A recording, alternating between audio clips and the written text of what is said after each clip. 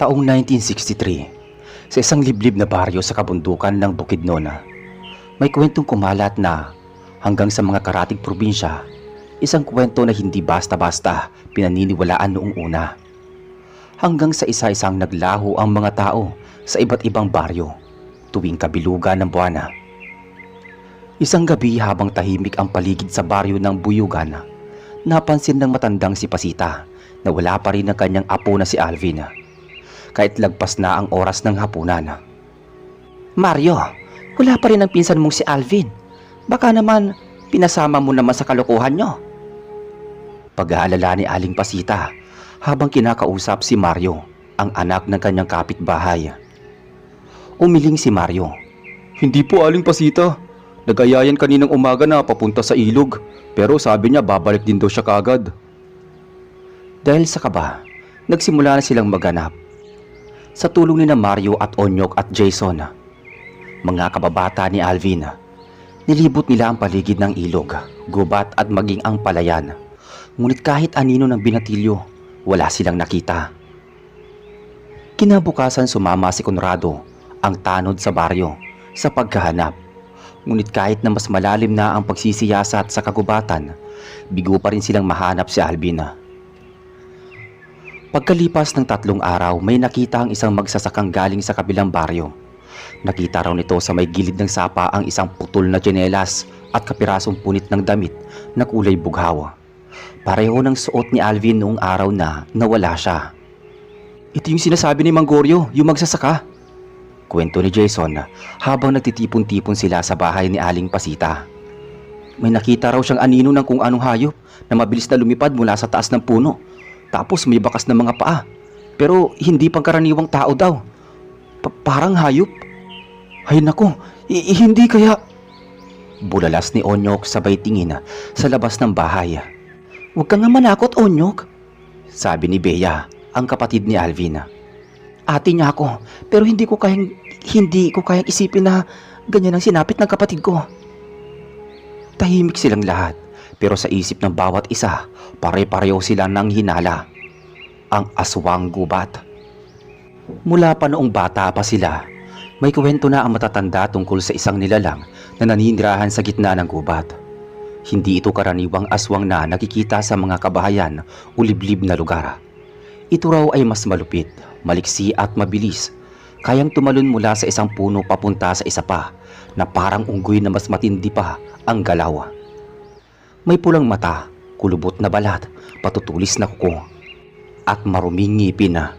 At ang pinagkakaiba, may tirahan ito sa itaas ng pinakamatandang puno sa gitna ng gubat. Isang beses kada isang linggo itong nangunguha ng tao at hindi basta-basta na lang na sumusugod sa mga bahay. Pinag-aaralan daw nito ang kilos ng biktima bago sapilitang dinadagit at dinadala sa kanyang tirahan sa taas ng puno. Hindi ako makakapayag na mawalan ng kapatid. Basta, sabi ni Bea kinabukasan. Kung di man natin makuha si Alvin ng buo, gusto ko man lang malaman ng totoo. Kami nang bahala, Bea. Hindi ka namin pababayaan. Sasamahan ka namin ni Mario, Onyok at Conrado.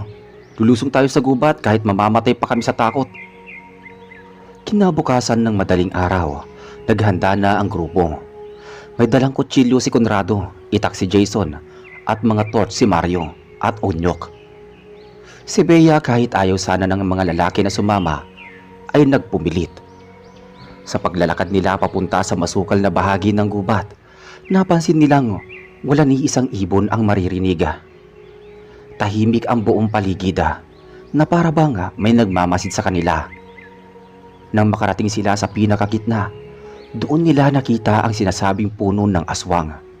Isa itong napakataas na puno may malalapad na ugat at parang bundok sa laki. Diyos ko, parang may bahay sa taas. Tama ang kanyang nakita. Sa dulo ng punong yon may nakausling mga kahoy at damo. Parang pugad na hindi normal. At sa paligid nito, may tila mga butot bungo na animoy itinapon mula sa taas. Bigla na lang narinig ni Onyok ang kaluskos sa mga sanga. Paglingon niya, nakita niya ang mabilis na paggalaw ng isang nilalang mula sa isang puno papunta sa isa pa. Pulang-pula ang mga mata nito at tumutulo ang laway mula sa bibig nito nga may matutulis at dilaw na ngipin. Aswang! Tumakbo tayo! Sigaw ni Jason sabay hagis ng kanyang dalang torch paakyat.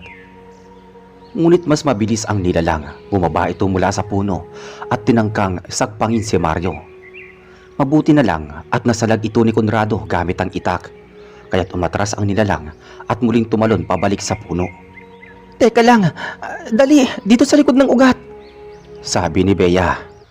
Habang kinakaladkad si Mario na napilayan sa pagkakatumba.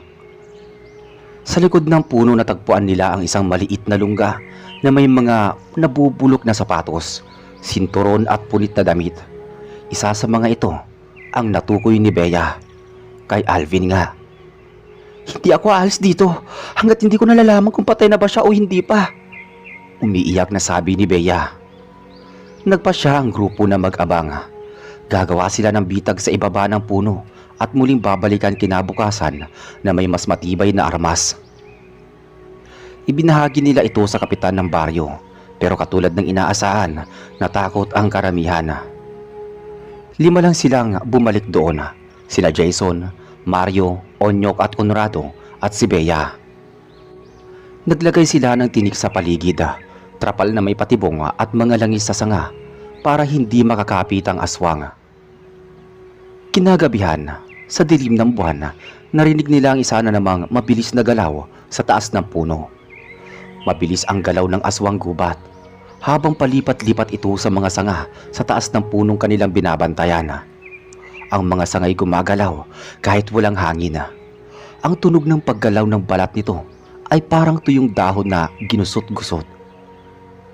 Dumidilim ang paligid at tila nabalot ng masangsang na amoy ng bulok na laman ang hangin. Tahimik lang, bulong ni Conrado habang nakahawak ng mahigpit sa kanyang itak. Pumulupot sa puno si Jason. Pinikit ang mga mata at hinawakan ang hawakan ng kanyang dalang sibat. Nakaluhod naman si Mario sa likod ng isang ugat. Tangan ang isang lampara na halos mamatay-matay na ang apoy. Si Bea, bagamat nanginginig, ay pilit na pinipigil ang luha habang nakayuko sa mga tuyong dahon.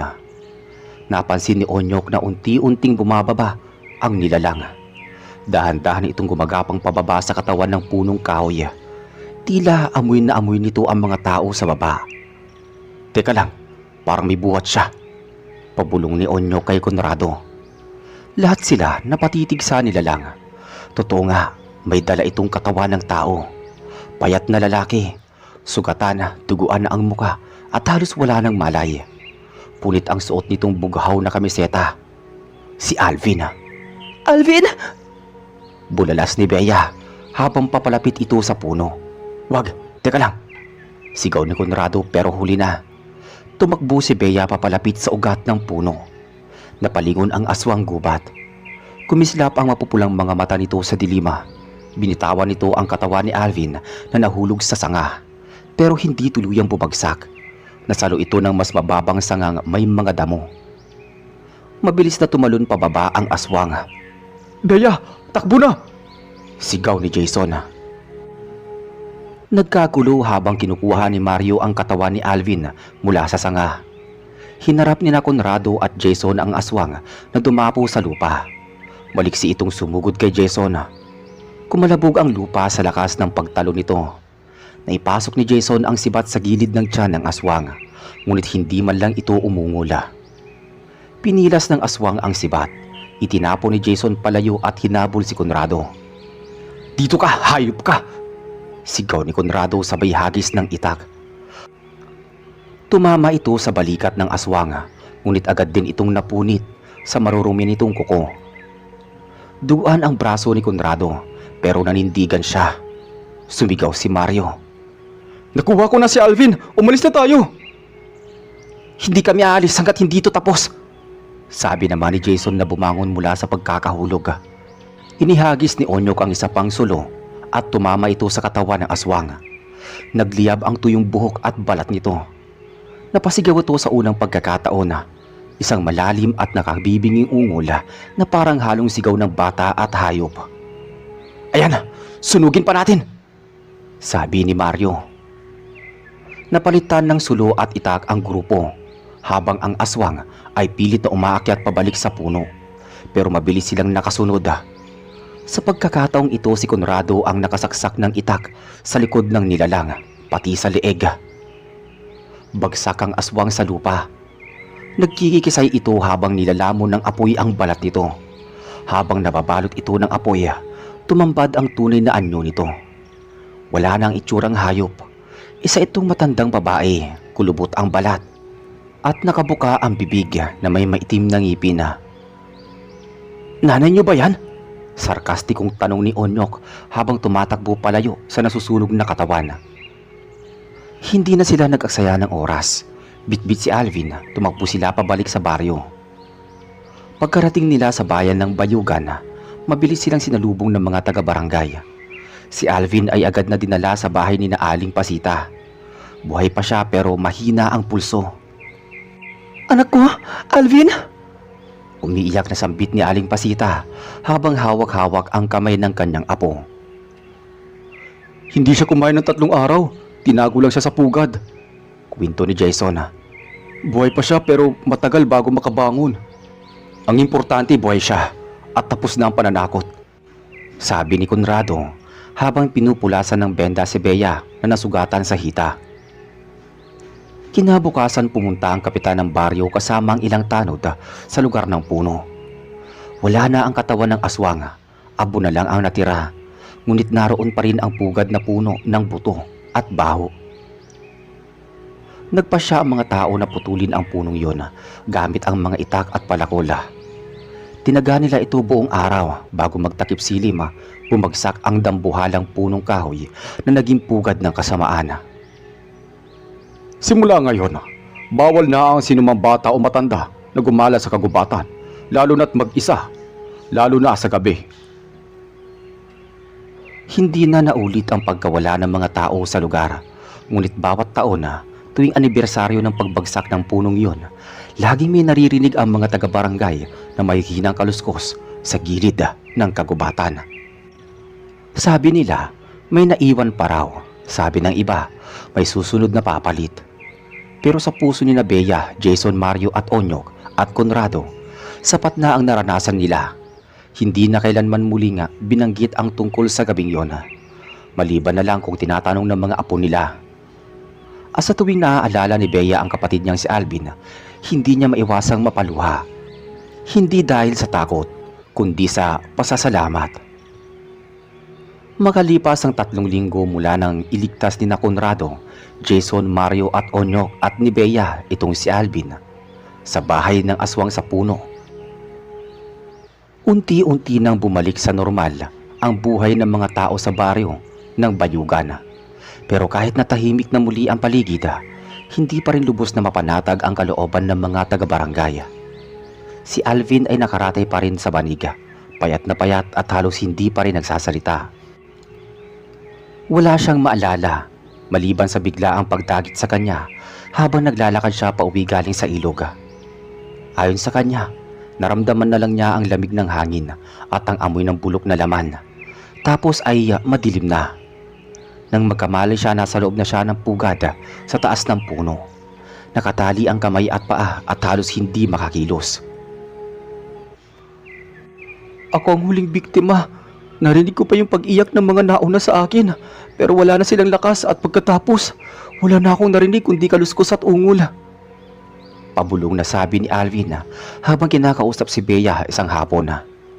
"Huwag ka na magsalita kung nahihirapan ka," sagot ni Bea habang pinupunasan ng pawis ng kanyang kapatid. "Hindi ko maintindihan, ate. Para bang hindi siya nag-iisa," dagdag ni Alvin sa mahinang tinig. Napatingin si Bea kay Mario na tahimik na nakaupo sa labas ng bahay. "Anong ibig mong sabihin?" tanong ni Bea. "May naririnig akong ibang boses eh. Parang bata, parang matanda pero hindi galing sa kanya. Parang may mga nakatira pa sa taas ng puno pero hindi sila tao." Napalunok si Bea. Naisip niyang baka epekto lang ito ng trauma ni Alvin. Pero hindi niya rin lubos na masabing imahinasyon lang ang lahat. Kinabukasan, kinausap nila si Conrado tungkol sa narinig nila. Conrad, may sinasabi si Alvin. Sabi niya may iba pang nilalang doon sa taas ng puno. Hindi lang yung isang nakita natin. Sabi ni Bea. Hindi na ako nagugulat kung totoo man yan sinasabi niya. Hindi birong dami ng buto at gamit na nakita natin doon. Hindi kayang gawin yun ng iisang aswang lang. Sagot ni Conrado habang pinapatalim ang itak sa harap ng bahay ni Kapitan Lando. Hindi kaya may pugad pa silang iba? Sabi ni Jason. Pwede. O baka naman kaya may naiwang itlog o anak. Tumango si Mario. Kaya hindi dapat tapusin ang usapang to. Hindi tayo pwede magkibit-balikat lang. Maaaring bumalik sila kapag nakahanap sila ng pagkakataon. Sabi ni Mario. Nagpasya ang grupo na bumalik muli sa gubat, hindi bilang paghihiganti, kundi para siguraduhing wala ng banta. Gamit ang mas malalakas na flashlight, mas matibay na itak at sulo, pumasok silang muli sa kagubatan, isang hapon bago lumubog ang araw. Pagkarating nila sa dating pwesto ng pugad ng aswang, inikot nila ang lugar. Wala na ang pugad, ngunit nananatili ang baho ng patay na hayop. May mga bakas pa ng sinunog na balat at kalansay sa lupa. Dito natin siya sinunog, di ba? Pero tingnan nyo to. Itinuro ni Conrado ang isang pilas ng bagong sanga na tila pinutol kamakailan lang. Bagong tapak na maliliit na paa ang nagmarka sa lupa. Hindi ito kagaya ng paa ng hayop. Malalaki ito para sa hayop, ngunit maliit lang kung ikukumpara sa tao. Anong klaseng bakas to? Tanong ni Jason. Hindi ito sa atin. Walang batang ganito kalalim ang bakas ng paa. Sagot ni Mario. Naglakad sila paakyat sa isang maliit na burola na may mga lumang puno. Sa likod ng isa sa mga punong iyon, may nakita silang maliit na lungga. Lungga na may nakasabit na tuyong balat ng hayop, balat ng tao, at mga munting buto. Ano to? Tanong ni Onyok habang sinusuri ang paligid. Bigla silang napalingon na nang makarinig ng kaluskos sa likod ng mga palumpong. Tumalon si Jason, tinutok ang flashlight at tumambad sa kanila ang isang batang mukhang tao pero may mahahabang kuko at pulang mga mata. Hubad ito, may kulay ang abong balat at kumaripas ng takbo sa taas ng puno. Bata nga, pero aswang! Sabi ni Bea. Hinabol nila ito ng flashlight ngunit mabilis itong nawala sa mga sanga. Sa itaas ng isa sa mga puno, may nakita silang maliliit na nilalang nakadapa at tila nagmamasid sa kanila. Tatlo sila, iba-iba ang laki, pero pareho ang itsura. Kulubot, mahaba ang kuko at may matatalim na ngipin. Mga anak ng aswang mga yan, sabi ni Conrado. Bigla silang nilusob ng isa sa mga ito. Napasigaw si Onyok. Dumarating na sila! Tumama ang nilalang kay Mario at tinangkang kagatin ang leeg nito. Ngunit mabilis na naitulak ni Jason gamit ang kanyang sulo. Nagsisigawan na ang buong grupo habang sunod-sunod na lumulusob ang tatlong batang nilalang. Pinagpapalo nila ito ng sulo at itak. Isa sa mga aswang na bata ay natamaan sa leeg at tumalsik pa atras. Nabalot ng apoy, ang dalawa ay tumalon palayo sa mga sanga. Hindi pa sila sanay makipaglaban, pero hindi biro ang lakas nila, sabi ni Conrado habang humihingal. Nagpapalakas lang sila. Pag lumaki ang mga yun, mas malupit pa sa nauna, sabi ni Jason. Kahit masakit na ang mga katawan nila, nagpasya silang tapusin na ang laban. Sinunog nila ang buong bahagi ng puno kung saan nakita ang pugad ng mga batang nilalang. Gumamit sila ng gas at sulo. Ang apoy ay umakyat at kumalat sa mga tuyong sanga. Kumalat ang usok sa buong gubat. Mula sa taas, narinig nilang muli ang mga huni ng mga hayop. Ungol na tila mas matanda, mas mabangis. Meron pang isa doon, sabi ni Bea. Hindi na natin kaya kalabanin yan ngayon. Umalis na muna tayo, sabi ni Conrado. Bumalik silang lahat sa baryo na pagod, sugatan at tahimik. Kinaumagahan, kinuwento nila sa kapitan ang lahat ng nakita. Agad na nagpasya ang mga taga-baryo. Natabunan at sirain ang daanan papunta sa loob ng gubat. Naglagay ng babala sa bawat kalsadang papasok doon. Nakalagay doon na bawal pumasok, mapanganib. Simula noon tinuturing ng mga taga-bayugan ang bahaging iyon ng gubat bilang sumpang lupa. Bawal doon ang mangahoy, mangaso o dumaan, lalo na kung gabi. Si Alvin ay unti-unting gumaling pero hindi na siya nakabalik sa dati. Tahimik na lang siya, hindi na lumalayo sa bahay. Kapag tinatanong kung bakit, ang tanging sagot niya ay baka bumalik sila. Lumipas ang 2 buwan mula nang sinunog ni Conrado at Jason, Mario at Onyok, pati ni Bea, ang bahagi ng gubat kung saan nakita ang mga anak ng aswang. Sa panahong yun wala nang naitalang pagkawala sa kahit anong baryo sa paligid. Napanatag na ang mga tao, ngunit hindi pa rin ganap na nakakalimot ang mga nakasaksi sa nangyari. Si Alvin ay bahagyang bumuti na ang kalagayan. Nakakalakad na siya at nakakakain ng maayos.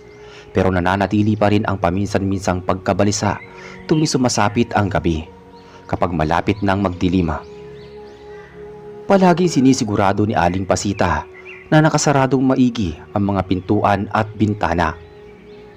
Isang gabi habang nag-uusap sina Bea at Jason sa silong ng bahay nila, napansin ni Jason ang isang matandang lalaki na dahan-dahang lumalapit mula sa kalsada. "Sino yon?" tanong ni Bea habang tumatayo. "Hindi ko alam parang hindi taga rito," sagot ni Jason.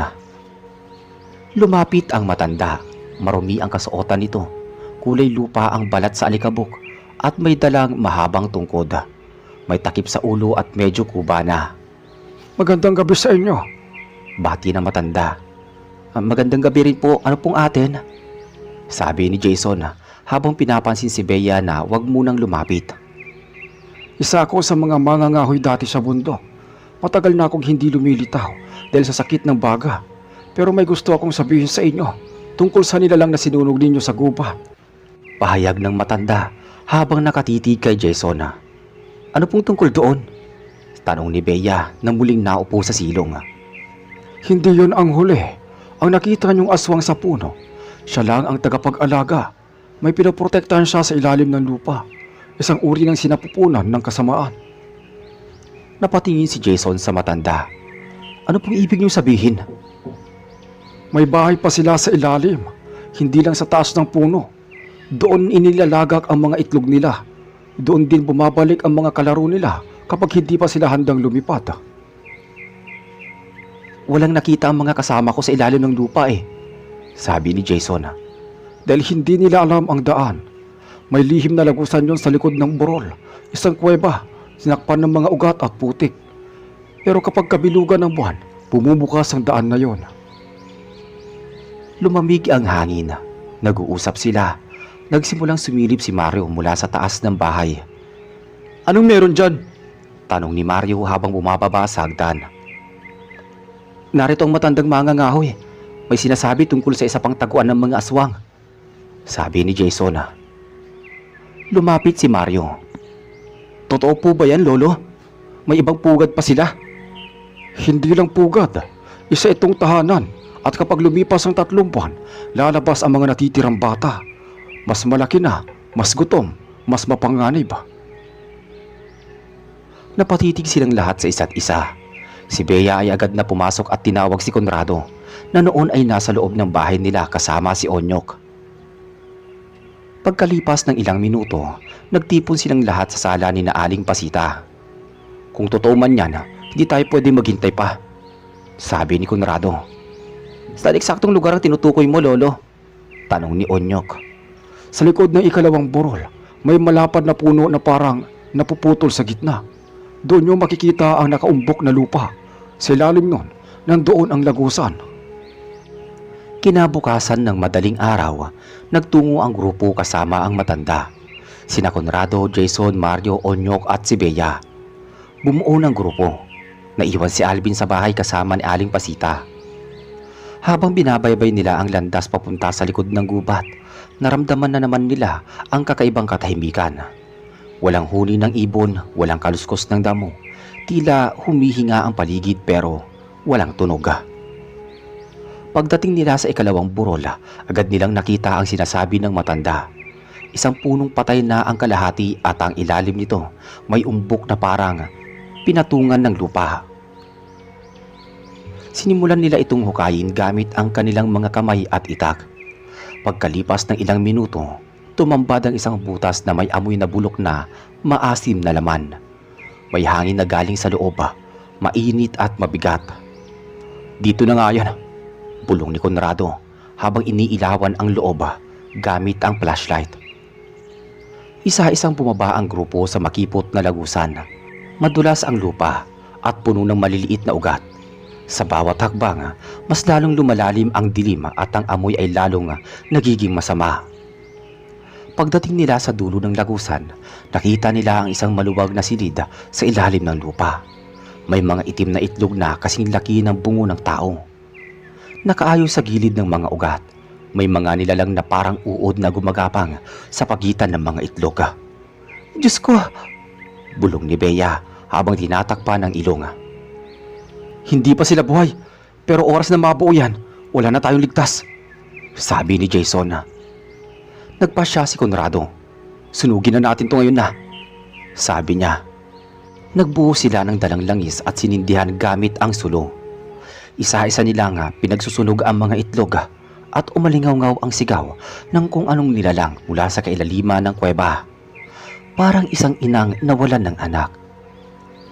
Maya-maya pa, biglang lumindol ng bahagya. Nagbagsakan ang ilang bahagi ng kisame ng kuweba. Tumakbo na sila paakyat habang nagpapatuloy ang pagyanig. Paglabas nila sa lagusan, biglang bumulusok mula sa likod ng burol ang isang nilalang na mas malaki pa sa nakita nilang aswang gubat noon. Matandang lalaki ang itsura, may mahahabang kuko at nakalawit ang dila na maitim at basa ang dulo. "Takbo tayo! Takbo!" Naghabulan sila sa gubat. Tumalon si Jason sa isang ugat at sinaksak ng sibat ang hita ng nilalang. Napatras ito pero sumugod muli. Nagpupul si Bea ng apoy gamit ang kanyang dalang sulo at natamaan ang dibdib ng nilalang. Sumigaw ang nilalang sabay takbo papalayo. Hindi na sila humabol, pabilis silang bumalik sa baryo. Pagdating nila roon, ikinuwento nila ang lahat kay Kapitan Lando. Agad na tinawag ang lahat ng tanod at sinimulan ang pagbabantay sa buong baryo tuwing gabi. Mula noon tuwing sasapit ang kabilugan ng buwan, doble bantay ng mga tao. Hindi na naulit pa ang pangunguha. Pero ang gubat sa likod ng burol ay nananatiling tinatawag ng mga taong bilang bahay ng laman. Si Alvin, bagamat hindi na muling gumagala sa labas ng baryo, ay naging tahimik na saksi sa lahat ng pangyayari. Si Bea, Jason, Mario, Conrado at Onyok, sila ang naging tanod ng katahimikan ng bayugan. At kahit tahimik ang gabi, may mga oras na naririnig silang kaluskos sa kagubatan. Kaluskos na tila paalala na hindi pa tapos ang laban. Makalipas ang isa pang buwan mula nang sunugin ni Conrado, Jason at Mario at ni Bea ang lagusan ng mga itlog ng aswang, nanumbalik na muli sa dating katahimikan ang baryo ng bayugan. Hindi na naulit ang pagkawala ng mga tao at maging ang mga matatanda sa paligid ay tila nabunutan ng tinik. Ang dating malamlam at puno ng kaba na gabi, ngayon may liwanag na mula sa kuryenteng pinakabit ng munisipyo bilang dagdag proteksyon sa baryo. Nagkusa ang mga residente na magbantay tuwing kabilugan ng buwan, dala ang mga sulo at armas na gawa sa kawayan at bakal. Si Alvin, kahit hindi muling bumalik sa gubat, ay nagpatuloy sa kanyang tahimik na pamumuhay. Nagsimulang tumulong sa taniman ng kanilang pamilya at nagbabantay sa mga hayop nila sa bakuran. Si Bea na may naging aktibong bahagi ng barangay tuwing may mga pulong tungkol sa seguridad ng lugar. Sina Jason, Mario at Onyok ay paminsan-minsang bumabalik sa bundok para mangahoy. Ngunit hanggang sa gilid lang sila, hindi na muling sinubukang tumawid sa ikalawang borola. Si Conrado, kahit matanda na, ay nananatiling tanod, tahimik ngunit matataga. Isang gabi habang sabay-sabay na nagbabantay sina Mario at Jason, malapit sa silong ng barangay hall, napansin nila ang isang batang umiiyak sa may kalsada. "Hoy, sino yan?" tanong ni Jason habang hawak ang flashlight. Nilapitan nila ang bata, hubad ang paa, May suot na lumang duster at puno ng alikabok ang katawan at nanginginig sa lamig. Anong pangalan mo, iho? Tanong ni Mario. Ngunit imbis na sumagot, napatingin lang ito kay Jason. Papupula ang mata at may mga maliliit na hiwa sa braso. Bago pa sila makapagsalita, biglang tumakbo ang bata papasok sa madilim na daan patungo sa gubat. Nagkatinginan ang dalawa. Teka, hindi normal na bata yun Sabi ni Jason. Hindi na natin hahabulin. Alam na natin kung anong klaseng panganib ang meron sa gubat na yon. Sabi ni Mario. Kinaumagahan, ibinalita nila ito kina Conrado at Bea. Agad silang nagpulong at nagpasya na dagdagan ang mga bantay, lalo na sa bahagi ng daang papasok sa gubat. Ang masama niyan, baka nakaligtas na ang mga itlog o baka may ibang nilalang na nasa ilalim pa ng lupa. Sabi ni Conrado na may edad na. Ang mahalaga, alam na natin kung paano lumaban. Hindi na tayo tulad ng dati na takot sa dilim. Sagot ni Bea. Mula noon naging aral na sa buong baryo ng Bayugan ang karanasan nila. Itinuro sa mga kabataan ang mga naging pangyayari, hindi para takutin, kundi para ihanda. Ipinasa sa bawat henerasyon ang babala na sa kabila ng kagubatang tahimik, may mga nilalang paring naninirahan na hindi dapat basta-basta galawin na. Sa bawat lugar na ating ginagalawan, may mga bagay na hindi basta-basta nakikita ng mata. Minsan ang tunay na panganib ay tahimik, nagkukubli at nag-aabang. Sa harap ng takot ang pagtutulungan, tapang at malasakit sa isa't isa, ang sandatang kailanmay hindi mapapantayan. Sa isang komunidad na nagkakaisa, kahit gaano pa karahas ang dilim, kaya itong labanan ng liwanag. Maraming salamat po sa inyong pakikinig. Kita-kits sa susunod na kwento.